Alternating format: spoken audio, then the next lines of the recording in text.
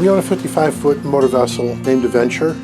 It's a 2008 Nordhaven we purchased several years ago to live on in 8 to 10 months out of the year and travel. And we've been traveling the Bahamas for close to 15 years with planes and boats and other items. And we were back home in our home in Cape Coral. We were watching the weather and saw Hurricane Dorian forming and everything. And we sort of kept an eye on it. And I was watching it and realizing the size and magnitude of the storm and the length of time it set over the Abydos, Marsh Harbor, Elbow, and Green Turtle, the level of devastation it was going to produce.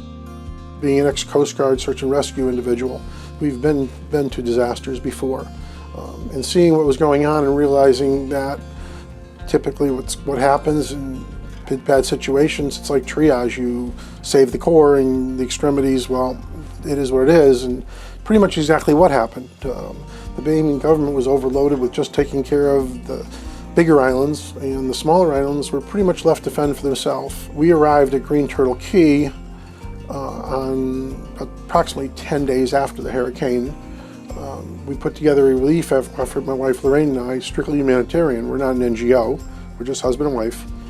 And we got friends, family, some donations, and put a fairly large, substantial donation ourselves into this project, and loaded up our boat with approximately 15,000 pounds of gear.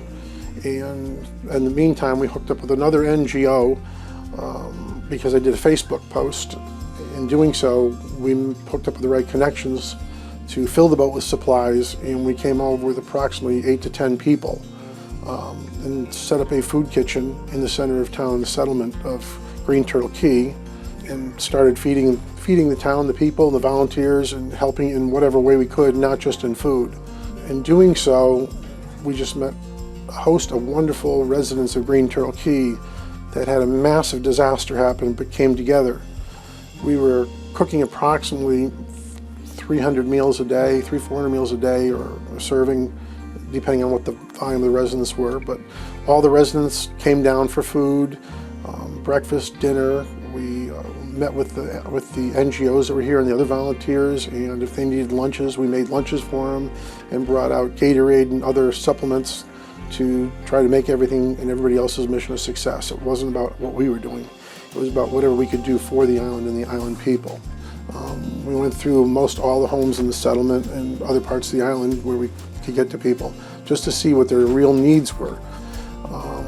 We met a lot of gracious people that took their boats and they came over here with 3 freezers, 2 generators filled with food, left the freezers, left the generators. It's all stuff people needed. So it was, everything was 100% utilized.